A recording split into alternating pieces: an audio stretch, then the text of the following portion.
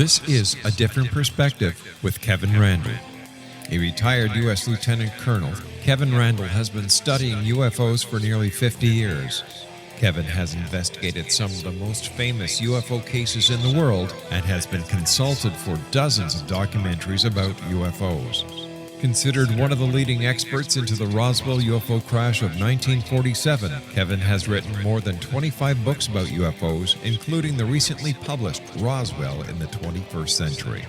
Now, here is the host of A Different Perspective, Kevin Randle. And welcome to this edition of A Different Perspective. I'm Kevin Randle. Today we're going to do something a bit different.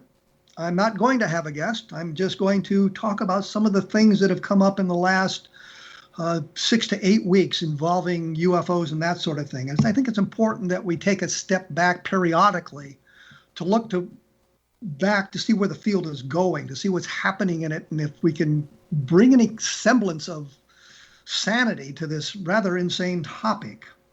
As most of you probably know, not long ago I was lucky enough, I suppose, to interview Jacques Vallée and Paula Harris about his and her book, Trinity, The Best Kept Secret. I read the book, and many of my colleagues in the UFO field, when I talk about these people, I'm thinking of the people who are really immersed in the topic, who have spent years and years and years dedicated to researching the topic.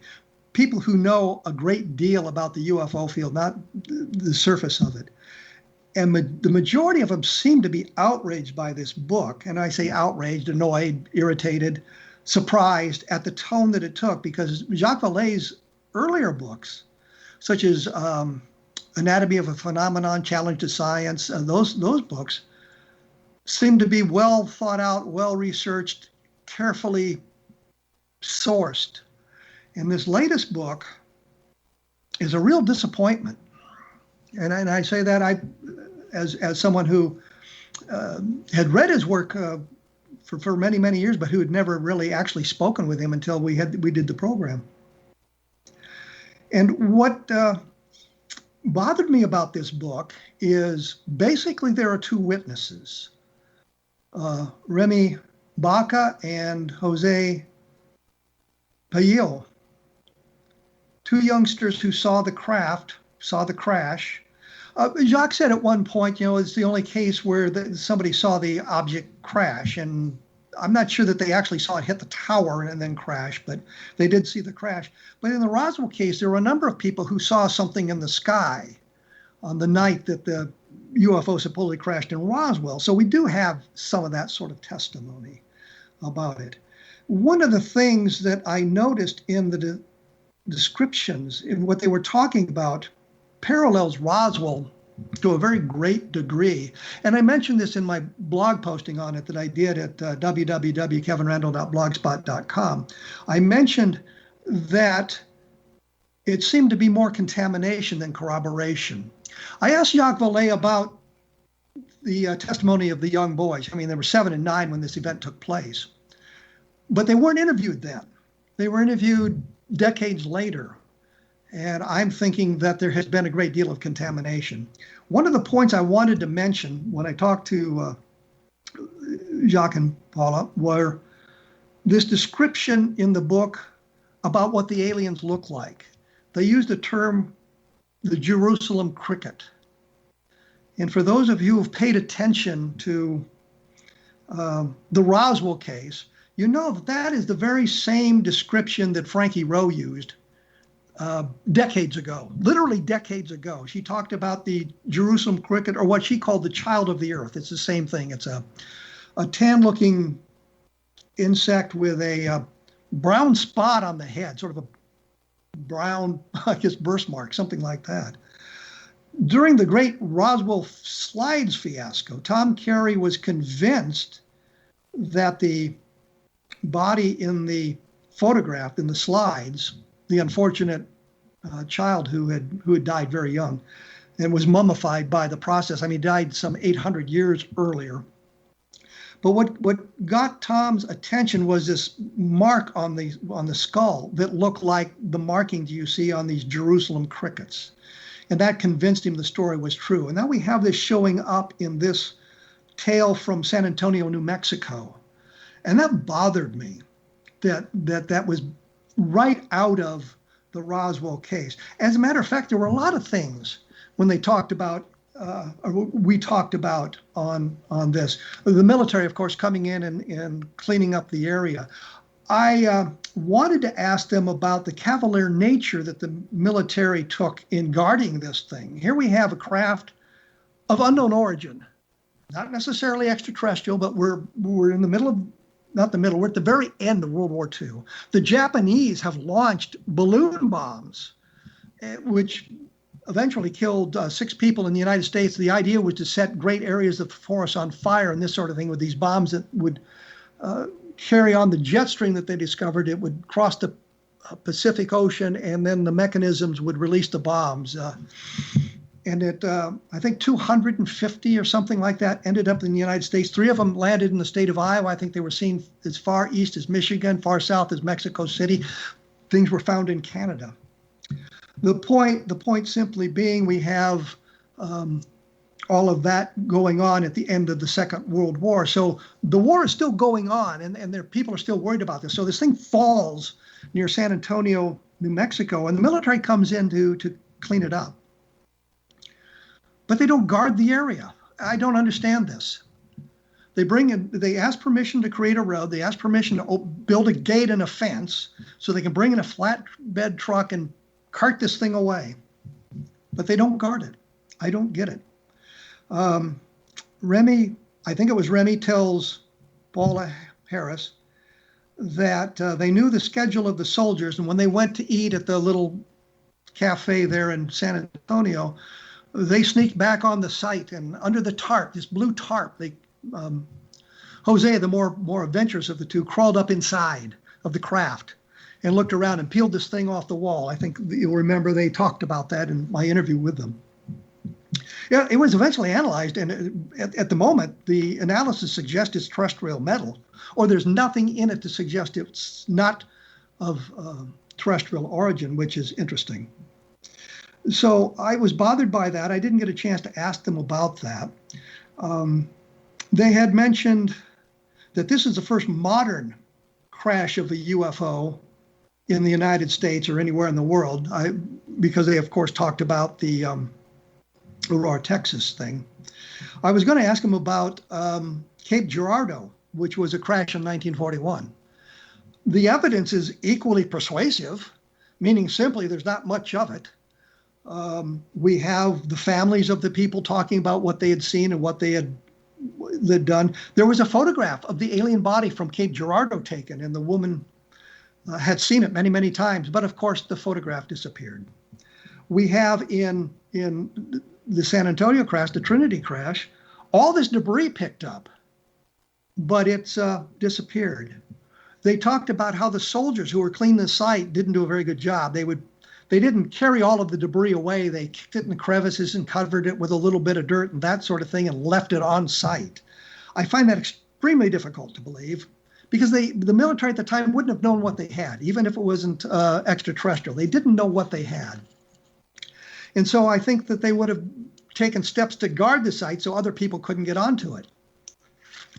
But I wondered about that. But since that point they have done flood mitigation in the area, and those places where the metal was supposedly kept or hidden is now buried under 20 or 30 feet of soil, so they don't know exactly where to look and they don't know how to find it. The point simply is all the material's gone. There's nothing to analyze. It's gone. I linked on a blog posting I did it as to pictures of the debris that's on the internet so that you can find them yourself. But on the blog, there's a link to pictures of the debris. Nothing extraordinary there at all. But as I say, the problem is we're stuck with 2 youngsters who are involved. They talk about this third witness, this third wonderful witness. Turns out it's an adopted daughter. The problem is she was born in 1953. She wasn't there in 1945. she was roaming the area, and we didn't get this, and I should have brought it up when I spoke to them. We didn't get to it. She was roaming the area in 1960. So we're looking at, 15 years down the road, and the big burned area is still there? That sort of thing. It just didn't make good sense to me. There were a lot of problems with this, but the real point I think we should make is how they tend to separate all of this. It's a unique experience. It was this, it was that. But when we get down to it, an awful lot of the information seems to be related to the Roswell case. The descriptions talked about a little bit in the Roswell case, the Jerusalem cricket, the military operation coming in. Oh, the one thing I didn't get to, and I should have, is when back in 1945, the Army came back to the house of one of the boys' parents and searched it for stuff, supposedly debris or something, and they took a lot of stuff away. And then they said, well, you don't have to worry about what that was. It's just a weather balloon. I'm thinking, no, not in 1945. We weren't talking in terms of weather balloons. That wouldn't have been something that was said then. That was to me a big red flag to this tale that they said, that the Army said, oh, we just collected some weather balloons. That came out of the Roswell case, strictly out of the Roswell case. So when we get down to the bottom line in this book, what we have is the testimony of two men 50 years after the fact, one of whom had attempted to communicate with various UFO researchers. Don Schmidt talked about this when I interviewed him last month. And you can go listen to that interview on the embedded audio player on my blog. And one of the pushbacks from that was, well, Don said it was Ray Baca, and there's a lot of Bacas in the area, so it's probably a different guy. It wasn't a different guy. In their book, they talk about how Remy had tried to contact Stan Friedman, and Friedman wasn't interested in that in the case as well. I don't know what they said to Stan to turn him off from this, because it seems like something Stan would have been all over. So we have that problem. So we have them approaching Roswell researchers. I think at the time that Remy approached Don Schmidt, I may have been in Iraq. So they didn't bother to approach me as well. But we have those sorts of problems. We've got the military involved. They talked about a pilot that flew over the area, but the information came from his son. The pilot wasn't available. He was a member of the 234th Based Unit, I think is what they called it. It was based at Alamogordo. Have been in communication with the historians there, a very nice woman I spent an extraordinary amount of time helping me out here, and I feel sorry for all the time she's taken to do this, looking for the guy's father in the records of the base. Now, unlike Roswell, where we had a yearbook that helped us out immensely, there was no document like that available from the Alamogordo Army Airfield at the time. So I have not been able to find people who might have been his friends that he might have talked to, some way of corroborating this tale. So what we're left with is a tale that is not really corroborated by anybody but the participants in it. We have no physical debris other than these two pieces that the testing shows them to be of terrestrial manufacture, so that doesn't help us at all. I am not overly surprised there's no letters or documents or journals or diaries kept by the Hispanic members, the people in New Mexico at the time. I'm not surprised about that at all, that we haven't been able to find. So we don't have much in the way of corroboration. And the secret hasn't been well kept. I mean, I've known about it for 10 years or 11 years. Other people have talked about it. So the book itself, I think, deserves a critique. And I have a long critique, as I said, on my blog about the book, and it outlines these in, I think, a little bit more coordinated fashion so that you can understand exactly where I ran into problems with the history that's described in the book and with the analysis provided by Jacques Vallée and Viola Harris about the crash. When we come back, I'm going to talk a little bit about Project Blue Book and Jacques Vallée's claim that it goes back to 1945, and because I found that an interesting statement. So I will be back right after this, so please stick around.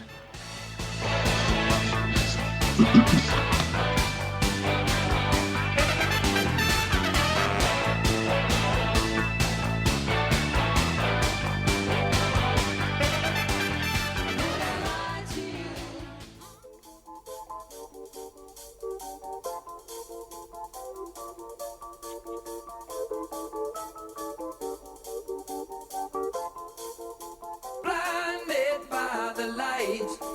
Wrapped up like a douche, another runner in the night. Blinded by the lights. Wrapped up like a douche, another runner in the night. Blinded by the lights. I am here by myself talking about various things, and I'll let you all in on the joke. The events in the Trinity book take place a month after the atomic bomb explosion at the Trinity site in New Mexico. And practically everybody who was alive in New Mexico in 1945 says, yeah, I saw the flash. And one of the boy's parents, one of the boy's mothers, had peeked through a curtain and saw the flash of the light, and it blinded her in one eye. And that was, I think, the reason we had that nice bit of bumper music. When we went away, I promised to talk about Project Blue Book. And as you remember, if you've listened to this interview with Jacques Vallée, I asked him specifically about Project Blue Book, because if I understood what he was saying in the book, that Project Blue Book went back to 1945. There's nothing in the index. He talks about the index. I got a copy of the index. The military, when the Project Blue Book files were released into the public domain, they went through all the files and crossed out all the names of the witnesses. I've mentioned before, Bob Cornett and I went to Maxwell Air Force Base right after the files were released, and got to see them before they were redacted. And we went through all the unidentified cases and wrote down the names of everybody. And we did the same thing with photographic cases, physical evidence cases, and other interesting cases. So we can put the names back in some of them. The other thing I should point out is the Air Force didn't do a really good job of redacting the names, because almost every case that you read, you can find the name in there somewhere. Very few times have I failed to find the name of the witness in there. Oftentimes it's in newspaper articles that are appended to the file. Sometimes they just miss it.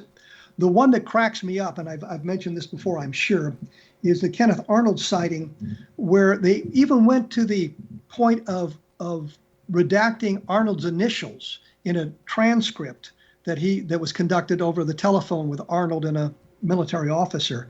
And on the very first page, in grease pencil and letters about a half-inch high, it says Arnold case or Arnold sighting. They redacted the initials, but they didn't manage to catch that big Arnold reference. So I was interested in that, saying it went back to 1945. And I know there are some cases in the Project Blue Book files that are from May and June of 1947, before Arnold had seen the object, made his report. And there was discussion of a unofficial UFO investigation began in December of 1946.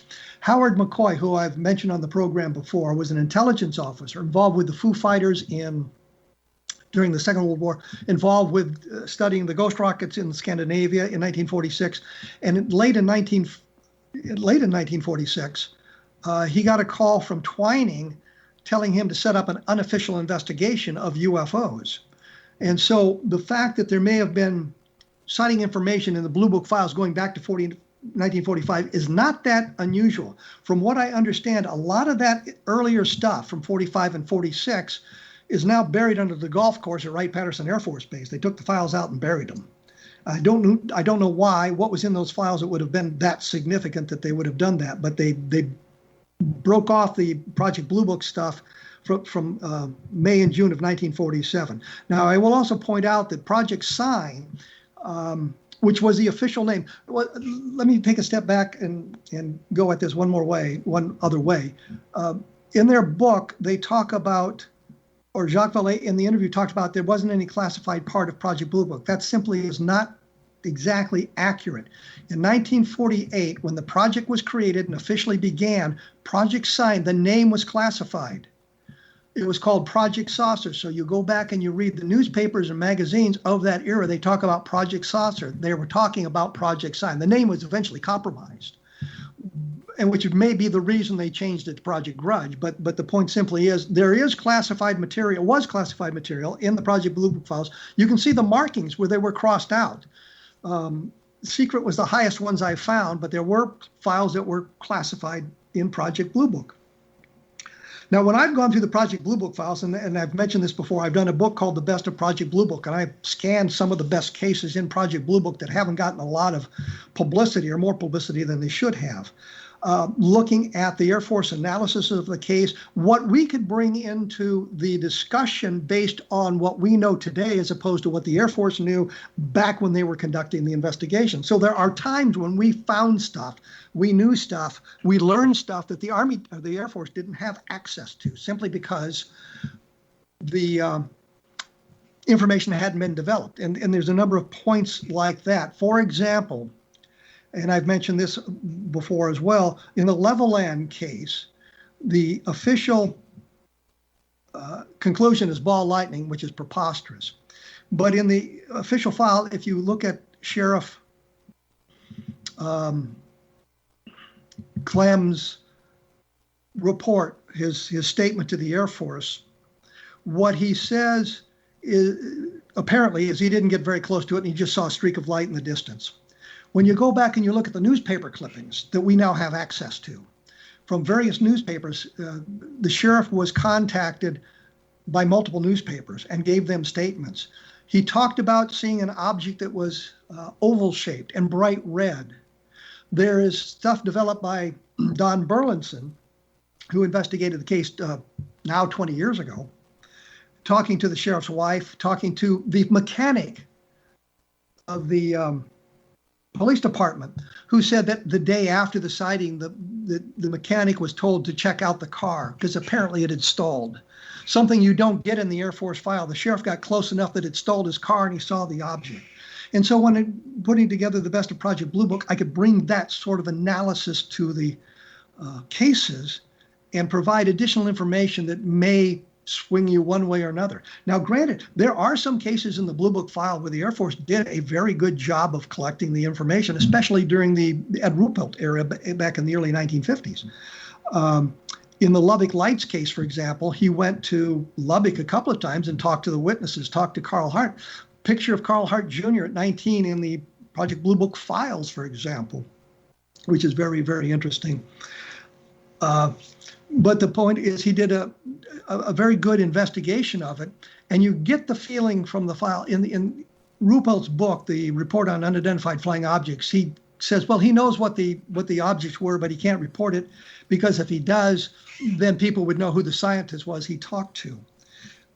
So he provides no real explanation for the Lubbock Lights. I think the Lubbock Lights now in the Air Force files is labeled as birds, but that's preposterous. It doesn't work. There were no birds that flew in formations like the ones that Carl Hart photographed in 1952 or 1951 in Lubbock at that time that would have reflected the light. I think there was at the glossy ibis, which is a type of duck, but it doesn't have a white breast. It has a very dark colored breast, so it wouldn't have been reflecting the lights, which would have given the photographs. So there are things in the Project Blue Book files, but what was interesting is Valet talking about it going back to 1945. I think that's probably accurate, and I think that those files have disappeared. He talked about it not being classified. I don't think that is accurate. I think that has, I think there was not a lot of unclassified material collected, but there was classified sightings going on, and in fact, in 1967, there were the sightings in Belt, Montana, many, many sightings in Belt, Montana. But the missiles in one flight at the Maelstrom Air Force Base was shut down by an outside source. That becomes a matter of national security. And so that information was not available to the Condon Committee when they went through their investigation. And that part of the Belt, Montana sightings would have been classified. Not necessarily because of the UFOs, although UFOs were reported over the proper launch control facilities and that sort of thing.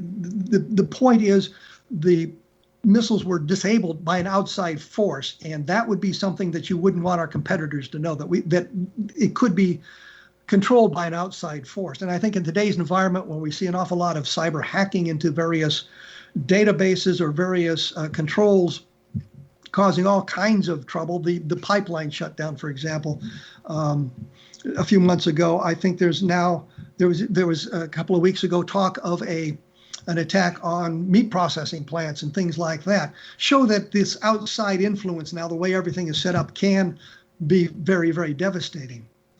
So we take a look at the Project Blue Book files. There is an awful lot of good information hidden in those files that we have to take a look at.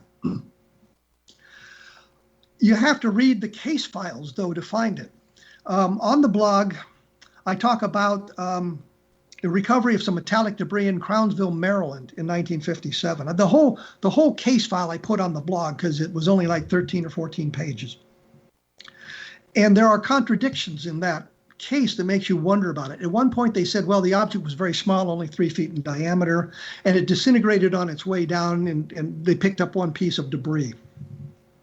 And another point in discussing the case, one of the witnesses, whose names I put back in the file, even though they've been redacted, I was able to come up with the names, talked about the object being as big as a house, seen at 1,000 feet or 2,000 feet. So there's a contradiction like that, and there's no effort to reconcile this. Why is there this big discrepancy? The Air Force labels the case as insufficient data for scientific analysis, and they say it's because the sample recovered had disappeared between the recovery on the hospital grounds and it's showing up at the Air Force lab. Now, if you read the file carefully, what you find out is when they picked up some of the debris, the small piece of debris, it seemed to disintegrate in their hands. They put it in a plastic bag and shipped it off to the laboratory. I think the problem is, it seems that the whole thing just sort of vaporized in the plastic bag. So when it got to the Air Force, all that would have been left in there would have been some gas. And when they opened the bag, they would have lost that evidence for what it would have been worth. But it was an interesting case that shows what you can find out by reading the entire case. There's another case late in the Project Blue Book files where a major, and I talk about it in the best of the Project Blue Book files, a major is tasked with investigating a UFO case or UFO sightings in Florida, and he's just outraged that his time is being wasted on this UFO investigation. He labels it as a kite. He says the enlisted guys that he talked to just didn't have a good grasp on it, and they weren't very bright, and they weren't college graduates or anything like that, which is a very dismissive way of getting rid of the witnesses. Even though they're Air Force personnel, he's just not that interested in it. And that was one of the things I also noticed in the file about the sighting in White Sands in November of 1957. The military policeman involved, they said, well, they were youngsters. They didn't know what they were talking about. They were 19, 20, 21 years old. I think they were 20, 21 years old. I'm thinking, I was a helicopter pilot and an aircraft commander in Vietnam at 19. I was a flight lead at 19. The point is, the age in some of these cases is completely and totally irrelevant. It's what you do and what you are able to do. So dismissing the witnesses because of their age or their lack of college education is just a way of belittling the sighting and writing it off so we don't have to deal with the details. But as I say, Project Blue Book did some good work. Unfortunately, after 1953, it became more of a public relations outfit than it did an investigative tool.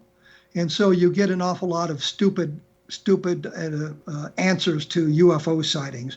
And you can see by looking at the histories of the men who were put in charge of Project Blue Book at that time frame, were rabidly anti-flying saucer, anti-extraterrestrial, anti-everything. It was a waste of their time. And I think part of that is because they knew if they were given command, or the OIC officer in charge of Project Blue Book, it was pretty much a dead end. Their career was over. You did not assign your hot shots to Project Blue Book. And I think that might have been some of the resentment that shows up in the Project Blue Book files. But that's something that I learned by going through the files.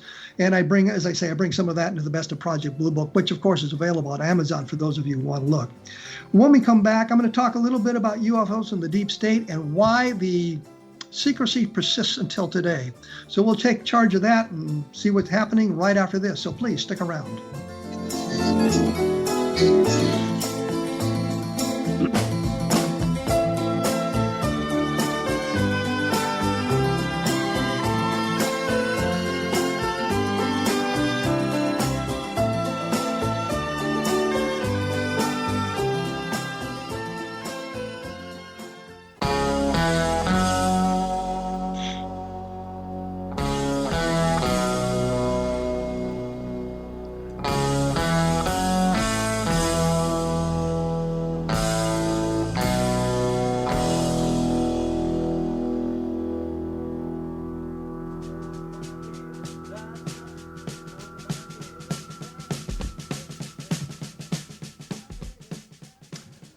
I am back by myself.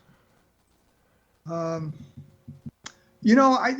on the program, I want to get a little bit frivolous. And I fear that the audience isn't going to understand that. I have to throttle down my personality once in a while. I want to make jokes and things about what's going on. Sometimes I don't think the guests would appreciate it. We had a guest on several weeks ago who believed in MJ12. And I wanted the bumper music to be "Do You Believe in Magic?" because I thought that was appropriate. And I don't know how many people understood that joke that we did leading into the segment about MJ12. But I'll try to be serious here. I was intrigued by Terry Lovelace's story of his abduction experience. I'm not sure that it was all alien.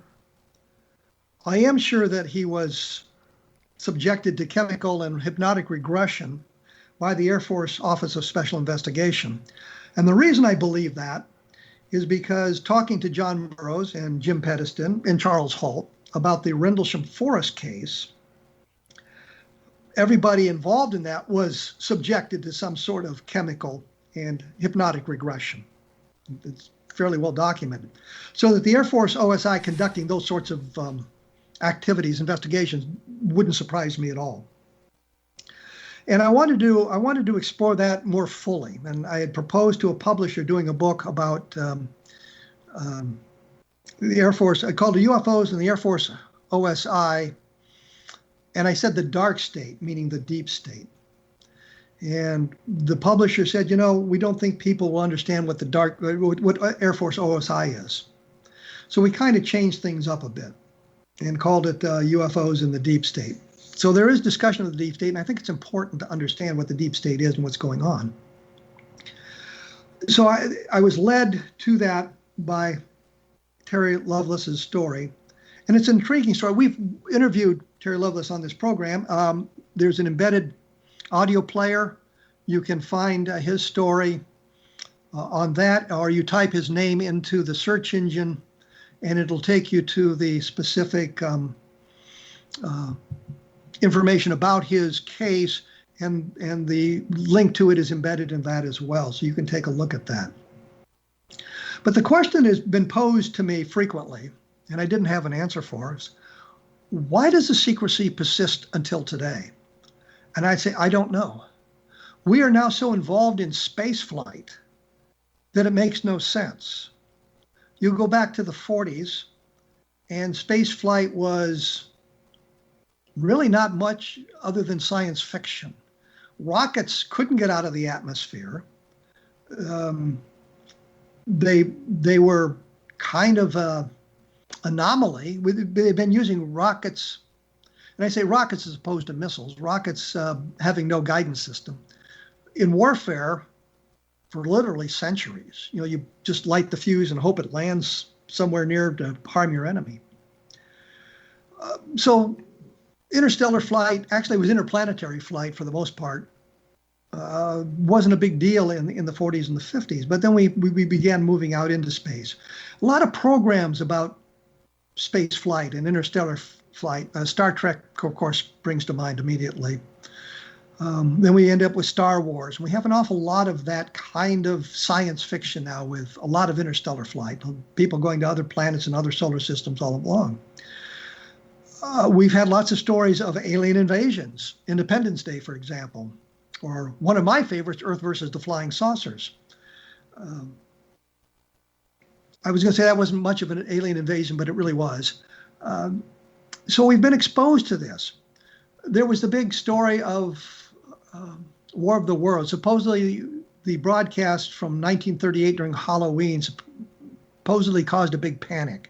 People listening to the radio and didn't get it was a radio show, not a real news broadcast. It was hidden in the guise of the news broadcast. But they said a number of times during the program that it was a fictional account. And the newspapers played up this big idea that there was panic all over the country, or especially in the New England area. Turned out not to be true, according to scientific and sociological research conducted much later.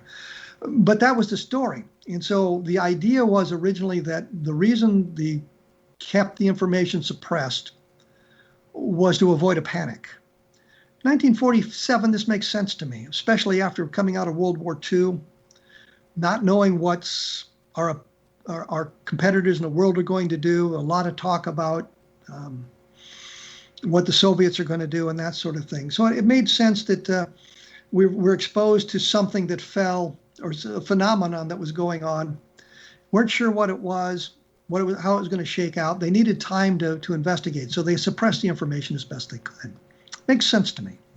But the question always came back to why suppress it today? We're used to this. If they announced tomorrow that there were UFOs, nobody would care. We would say, this has been going on since 1947 and they haven't affected my life whatsoever. Of course, in my case, that's not true. They've affected my life greatly because I've spent a lot of time doing UFO research and writing books about it. But for the majority of people, it was just, a side issue, something that was interesting or not interesting or whatever. So there was really no reason to keep the information suppressed. And I couldn't understand that. I also had another point. So can't the president find out? And my answer was always been, if I was the president, yeah, I can find out. I go to the director of Central Intelligence and I say to him, what do you know about UFOs? He says, I'm sorry, Mr. President, I can't tell you, that's classified. My next sentence is, fine, you're fired, bring in your deputy. And I'll go down the line till I can find the guy that'll get me the information. So these were two things that I had going for me, I guess, that were confusing. I did not have good answers for these things. And in doing the research in UFOs in the deep state, I think I found the answers. One of them is a point of national security, and I touched on it briefly with the Belt Montana thing just moments ago, that there is a national security component to the UFO phenomenon. Doesn't matter whether the UFOs are extraterrestrial spacecraft, natural phenomenon, terrestrially based craft of some kind, none of that matters because the missiles in the silos were shut down. That makes it a matter of national security. You don't want the enemy to know you can do that. So I think that's one of the reasons the secrecy persisted until today, is because there are a number of reports of UFOs interacting with our atomic strike force. And they don't want these sorts of things to leak out. Even if it was extraterrestrials that could do it with a technology that is far superior to anything we have, the mere idea that it can be done is something you didn't want to give to the enemy, to our competitors. You didn't want them to know we could do that. The other thing is, how do you keep the president out of this? Well, I talked to a fellow named Dan Sheehan. He's a lawyer, been around the UFO field for a while, has crazy white hair. But then again, a lot of people had crazy white hair. I'm thinking of Albert Einstein, and one of my college professors, Clarence Andrews, had crazy white hair. So that doesn't disqualify him. And I was talking to him about this, and he was called by President-elect Jimmy Carter to investigate UFOs for him. So he was working on that. One of the things that Dan Sheehan learned was that Carter had brought in George H.W. Bush. In that time frame, when right after Carter was elected president, the interest in UFOs was very, very high. Carter was very, very interested in UFOs, and he wanted the answer. He actually campaigned saying, I will get answers. Sheehan went in to talk to him about that. And he was told that George H.W. Bush, was the director of Central Intelligence in that time frame. They're having their discussion about this whole thing. Bush says, I would like to remain as director of Central Intelligence when you become president. And Carter said, I'm sorry, I'm bringing my own guy in. So Bush now knew he's out. Nothing he can do, nothing Carter can do to him at this point. So Carter asked him about the UFOs, and Bush says, I can't tell you, it's classified. He did say one thing that was critical. You are the president-elect. You don't have the need to know yet. So Bush refused to answer the question, suggested a way he might be able to find the answers, and brought in, and that was why Sheehan was brought into the discussion. Once Carter became president, that changes the complexion of the story just a bit. And I think what happens is that we see the agencies involved in this. And I would imagine you go to the CIA, the DIA, the NSA, every alphabet type of agents you can think of. You'd go to the Air Force, you'd go to the Army, you would go to the Navy, you'd go to the military services, the intelligence services, and ask them about that. Or you'd go to the Director of Central Intelligence, I want to report on this. And the answer would be, I'm sorry, that information is scattered out. We need time to collect it. We need time to bring together a comprehensive, detailed analysis of the situation for you, Mr. President. Give us some time. And the president says, sure, why not? I have no problems with that. And then affairs of state get in the way. With Carter, it was the Iranian hostage crisis, I'm sure diverted his attention. So he never got around to getting the answers to what he wanted. So I think that's the way they operate. You know, we have this information, it's compartmentalized. The president can see it if he knows who to ask and he knows what questions to ask. And they keep him out of it by saying, we will gather it for you and prepare a comprehensive investigation, which somehow never gets done. We can look at the Clinton administration and some of the things that diverted his attention. And when the boy in, I think it was Ireland, asked him about Roswell, he said, well, they haven't told me about it. Well, yeah, they haven't told you about it. Doesn't mean it's not there. It just means that you haven't been read into that bit of intelligence, that bit of information. So they keep the president out of it that way. Other presidents, and I suspect President Trump would have been among them, wouldn't have been interested in the UFOs. I think when the TikTok videos were released, President Trump's attitude was, yeah, I'm not really interested in that stuff. He may have become more interested in it after some of the information was released about those videos. But at that point, I don't think he had any intention of asking about UFOs. We have other presidents making similar statements. We know Ronald Reagan was very interested in the UFOs. We know that Barack Obama was interested in the UFOs. But somehow that information never gets from the agencies controlling it to the president, to the public. It's buried in the deep state. And the deep state is, in fact, the people who are bureaucrats, and that's the key. The bureaucrats who are there in high-level jobs from administration to administration. Their careers may be interrupted when a new administration comes in for a few years, but they come back. Look at who President Biden has appointed to his cabinet and his high-level positions, and who was in the Obama administration in those positions. It's the same people. People have been in those positions now since the Clinton administration. They're controlling the information. They're controlling the access. And they all know all we got to do is wait 4 years or 8 years, and this guy's gone, and it's going to be somebody else, and then we can worry about his interests and where he wants to go when he or she is elected, when he or she becomes president. Don't want to limit it now in today's environment because we're going to end up with a female president at some point, and probably sooner rather than later. A prediction that has no relevance to this program, I might add, so please don't write to me about it. Anyway, all this is laid out in UFOs in the Deep State, and I think it'll provide some clues about how things have operated for so many years and why the secrecy persists until today. So you get a chance to take a look at the book. When we come back, I'll talk about the current situation and the prospects of disclosure. So please stick around. You'll never know how much I the marching band came down along Main Street. So listen, standing behind. Do you want to know secrets? And there I saw Billy. You promise not to tell. And we are back, and I say we, as in the royal we, I suppose. We are not amused. We are back. We've been talking about a lot of things in the UFO field that I think have current interest.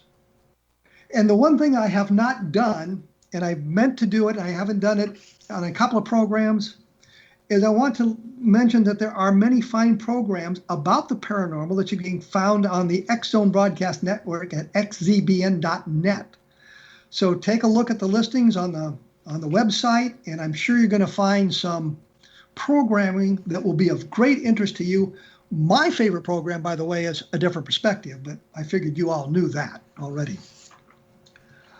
I think what we need to chat about now is the current UFO situation and the prospects of disclosure. A lot of stuff going on in the world of the UFO, as you all know. We had the stimulus bill that had a rider attached about UFOs and getting a report to Congress about UFOs. And the discussion has been that there's going to be a classified version. I'm not sure what good a classified version does to us out here. It'll probably be more of the same. There's discussion of it being delayed because they're pulling this together from all sorts of sources. So we have to take a look at all of that and wait for that to come out. But what we do have are the Navy videos, which are interesting, but not conclusive. And I say that because almost all of the videos released have been taken, created through some sort of electronic device. Some of the more interesting from the USS Oklahoma, for example, the guys were down in the CIC Center, the Combat Information Center. It's usually buried in the bowels of the ship. They don't have portholes to look out and that sort of thing. They're looking at electronic devices. So when you hear their discussion of what's going on and you see the video that's being taken, they're not looking at the object itself from the deck. They're looking at a video image. And there's some discussion about video glitches and the way the computer systems identify things and that sort of stuff. So we hear their comments, their exclamations during this, but they're not seeing it personally. And the one question I tried to get answered on the Omaha was, did anybody see it? The objects outside that were not in the Combat Information Center. And the answer seems to be no, because it was taken at 11 o'clock at night, so most of the sailors would have been asleep except the crew on duty. And there's no indication that there were sailors on deck that saw these sorts of things. And we have some of the same stuff going on with the Tic Tac video and all of that. They were watching it through electronic devices, not seeing it visually. Now, there is some discussion about the possibility of airmen seeing things. I say airmen, Navy pilots, Navy aviators, seeing things outside the cockpit visually. And we had one photograph taken with a cell camera, for example. But that's really not the same as the videos that we see. So we have something going on. When the Navy says it's a verified video, it does not mean it's an extraterrestrial craft. It means that this is a video that was taken by naval personnel at some point during their duties. And it had been sent to whatever headquarters or command centers they needed to be sent to. So we're not saying this is validation of an extraterrestrial craft, although we're saying this is validation of a UFO, if we can split that fine hair. Meaning simply that we've got a UFO, we just don't know what it is, and it's not necessarily extraterrestrial, and it may be an artifact created by the digital equipment being used. So that kind of moves us to disclosure. And the reason I say it moves us to disclosure, when the Tic Tac videos came out and there was all this discussion in the news media about it, I thought we'd taken steps closer to disclosure. I thought we were moving in that direction, but it seems we've moved backwards from that somewhat. There was an astronomer who came out a couple of weeks ago and talked about the videos being a physicist, talking about the videos being an artificial artifact of the digital equipment, the electronics being used, which suggests a step back. we have to take a look at all of that sort of information and realize where it's going. We've talked about, John Greenwald and I have talked about, this being Condon 2.0. And what we mean there is the Condon Committee was designed specifically when the interest in UFOs hit a peak. And it was designed to get the Air Force out of the investigation of UFOs and convince people there was nothing to them. If you go back and look at the history of it, and it's on my blog at www.kevinrandle.blogspot.com, there's all kinds of information about there. The Hippler letter, for example. Colonel Hippler was a Air Force officer involved with liaison between the Condon Committee and the Air Force. And he wrote in the letter exactly what he wanted, what they wanted to be found. They wanted the Air Force to be found having committed a good investigation, that the Air Force had done a fine job of investigating. There was nothing of scientific value that could be learned by studying UFOs, and there were no national security implications. Well, we already know the national security implications is untrue because we've got those sightings. But it was designed to get people to determine there was nothing to UFOs, and we could appeal to an authority. Well, there's nothing to it. The University of Colorado studied UFOs under scientific venue, and they concluded there was nothing to it. Well, yeah, that's what they were supposed to do, and that's exactly what they did. Condon Committee is exposed as the, I don't want to say hoax, but exposed as the program it was meant to be, to do specific things that had really nothing to do with identifying UFOs, merely moving the Air Force out of UFO investigation. That's exactly what it did. So we have this appeal to authority, nothing to UFOs, the Condon Committee said so. Now we move to the current situation. We've got an awful lot of information coming out of Pentagon sources. We have an awful lot of information suggesting one thing. There are conflicting reports. We have reporters. And when I say reporters, I'm thinking of almost everybody. I would consider myself a reporter in some venue talking about UFOs. The blogosphere is full of people who are reporters of a certain kind. Many are biased one way or another. We have legitimate journalists who are clearly biased and are admitting it in today's environment. Not that long ago, a number of reporters admitted that they rejected the idea that the virus came from the Wuhan labs because the president had said so and they didn't like the president. So rather than reporting the facts, they said, oh, it's been debunked. Who debunked it? Nobody. But that's the story that was out. It's been debunked. So we can go with that.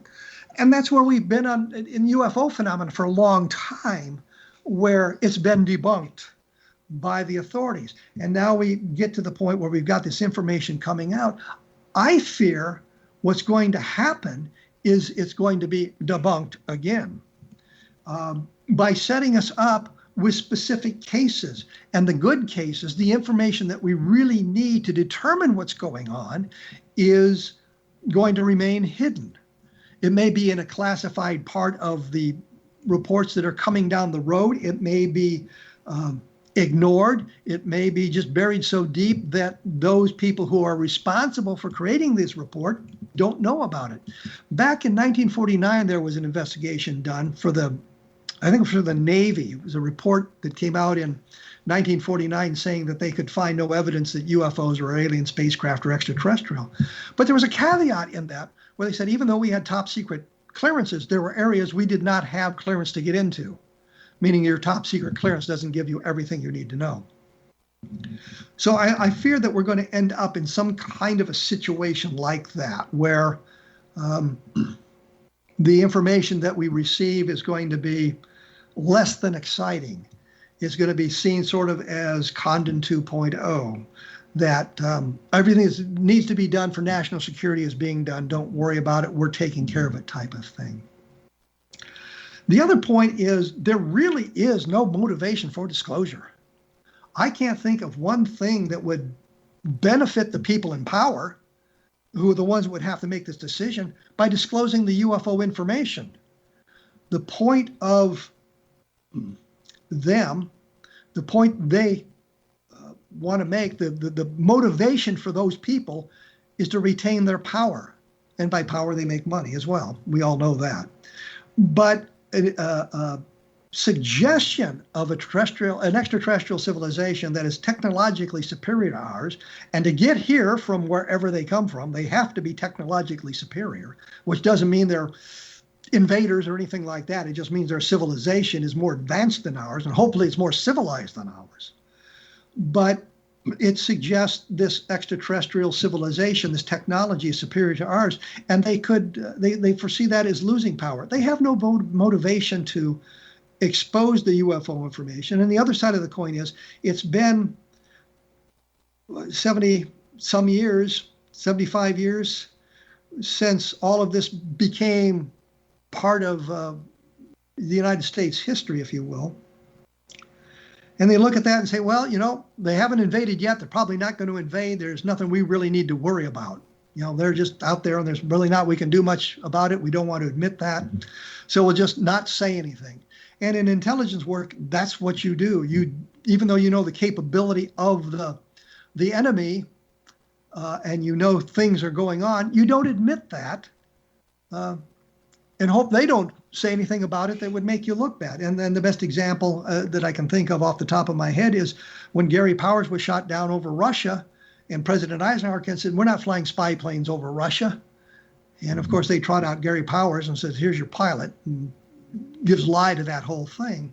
But the point simply is, the idea was, well, we don't know what the Russians had. We don't know if he had the pilot. The plane was supposed to be destroyed. It was supposed to be, Powers was supposed to commit suicide by destroying his plane, and he didn't do it. But here we have the government denying something and hoping the Soviets don't have enough information to make us look bad. And of course they did at that time. And I think that's where we are with the UFO phenomenon. They haven't made their presence known by landing in Washington, D.C. or London or Tehran or Hanoi. Just thinking of capitals around the world where they could land and say, here we are, and that ends the whole discussion at that point. So I just don't know that disclosure is coming unless there's some sort of an event that precipitates it. And that event is not in our hands, it's in their hands. It's in the alien hands, if there are in fact aliens. You can tell by my discussion, I lean toward the extraterrestrial. I lean in that direction. I would like to see better evidence. I would like to see some really concrete evidence, and we just don't get that. And a good example was the Trinity book that Jacques Vallée and Biola Harris had just written. They talk about all of this evidence and this corroboration, and when we get down to the bottom line, it's really not there. It's just an interesting story. Oh, and I meant to ask Jacques Vallée, and I should have, if he catches blowback from being a science fiction writer, because I catch that all the time. That thought just popped into my head. People are saying, well, you can't believe what Kevin Randle says because he writes science fiction. Well, Jacques Vallée writes science fiction, as does Bruce Maccabee and a number of other UFO researchers, so it doesn't matter that way. Anyhow, that kind of covers everything I wanted to do today about UFOs, the Vallée book, Project Blue Book, UFOs in the Deep State, and disclosure. I will be back in 167 hours. I have no guests scheduled for that program. I'll have to get to work on that, but it'll be interesting, whatever it is. So I will say that you have been listening to A Different Perspective on the X-Zone Broadcast Network. I'll be back in 167 hours with more incredible information. Thank you for tuning in.